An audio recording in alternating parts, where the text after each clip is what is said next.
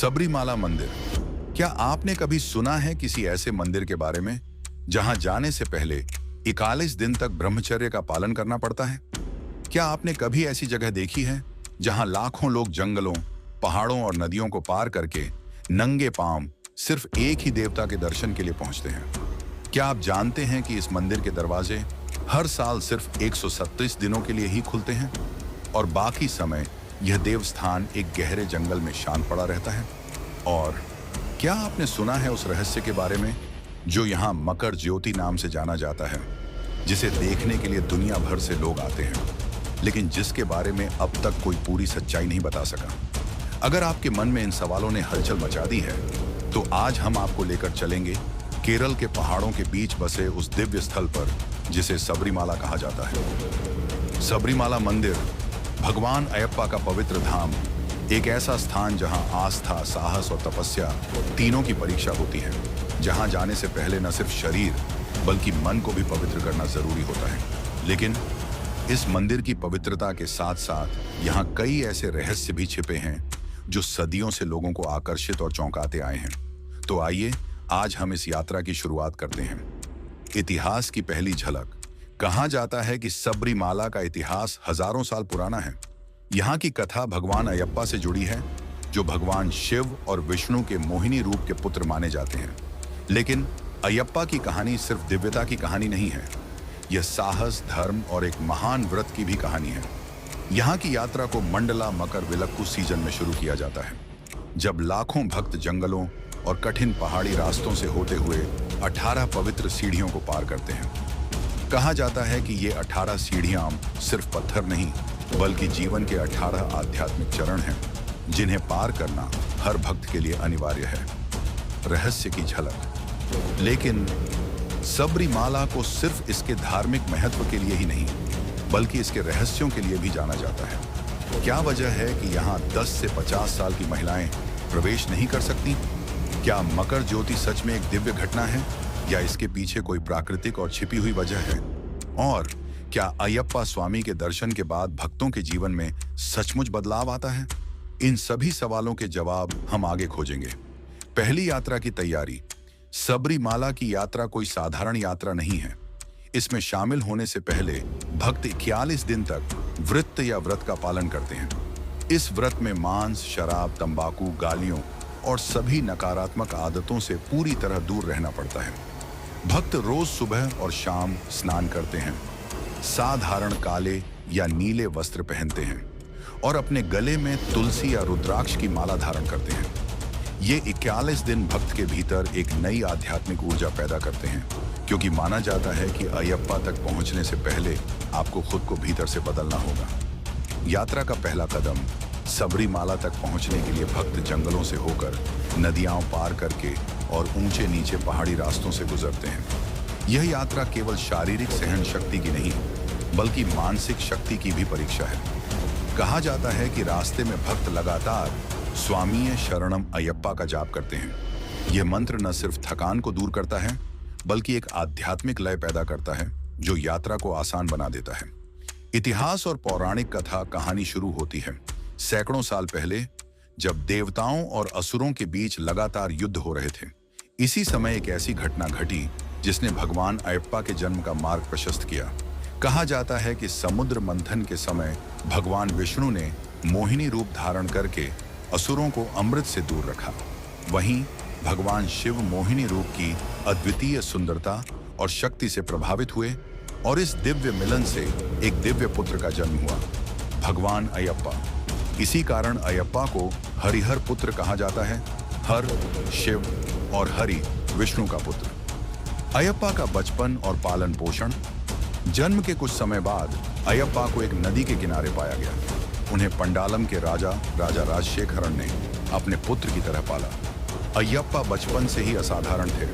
वे युद्ध कला, धनुर्विद्या और विद्या में निपुण थे। लोग कहते हैं कि उनकी आंखों में दिव्यता और चेहरे पर अद्भुत तेज था, लेकिन उनकी नियति में कुछ और ही लिखा था।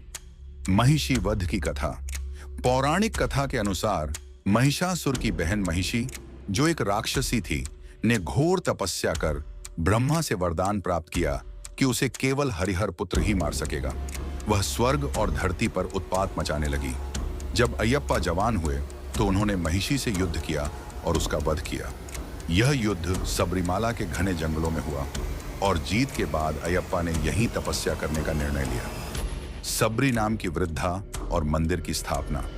माना जाता है कि अयप्पा जब महिषी से युद्ध के बाद तपस्या करने जा रहे थे तो जंगल में उन्हें शबरी नाम की वृद्धा मिली। शबरी ने भगवान राम के लिए अपने जीवन का समय बिताया था और अब वह ध्यान मग्न थी। अयप्पा ने उन्हें आशीर्वाद दिया और कहा कि यहाँ एक दिन एक महान तीर्थ स्थान बनेगा। इसी स्थान पर अयप्पा ने घोर तपस्या की और यहीं बाद में सबरीमाला मंदिर का निर्माण हुआ। माला का अर्थ है पहाड़ी और सबरी का अर्थ है वह वृद्धा शबरी। इस तरह इसका नाम पड़ा सबरीमाला। 18 पवित्र सीढ़ियों का रहस्य। मंदिर में प्रवेश करने से पहले भक्तों को 18 पवित्र सीढ़ियां चढ़नी होती हैं। इन सीढ़ियों का महत्व गहरा है। पहले 5 सीढ़ियां इंद्रियों, काम, क्रोध, लोभ, मोह, अहंकार पर नियंत्रण का प्रतीक हैं। अगली 8 सीढ़ियां मानव के 8 गुणों, सत्य, करुणा, त्याग आदि का प्रतीक हैं। अंतिम 5 सीढ़ियां आत्मज्ञान की ओर ले जाने वाले चरण हैं। कहा जाता है कि जो भक्त सच्चे मन से इन सीढ़ियों को पार करता है उसका जीवन बदल जाता है। महिलाओं के प्रवेश का विवाद। पौराणिक कारण, अयप्पा को नैष्ठिक ब्रह्मचारी माना जाता है, यानी उन्होंने आजीवन ब्रह्मचर्य का पालन करने का व्रत लिया।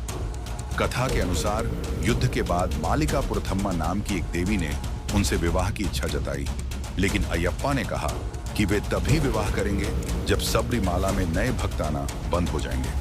तब से मालिका पुरथम्मा पास के मंदिर में उनकी प्रतीक्षा कर रही हैं। इसी वजह से 10 से 50 वर्ष की महिलाएं यहां प्रवेश नहीं करती ताकि अयप्पा का ब्रह्मचर्य व्रत भंग न हो।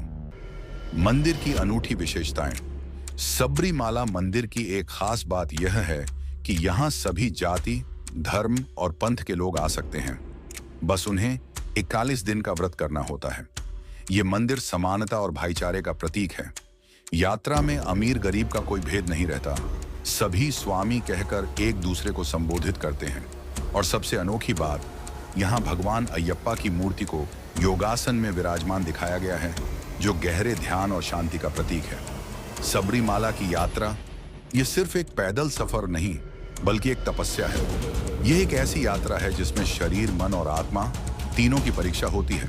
इस यात्रा का सबसे महत्वपूर्ण हिस्सा है 41 दिन का व्रत। माना जाता है कि इन 41 दिनों में भक्त खुद को पूरी तरह भगवान अयप्पा के शिष्य के रूप में ढालते हैं। 41 दिन का व्रत वेराथम। यात्रा शुरू होने से पहले भक्त ईरू मुड़ी धारण करते हैं। यह एक पवित्र थैला होता है जिसमें पूजा की सामग्री और प्रसाद होता है।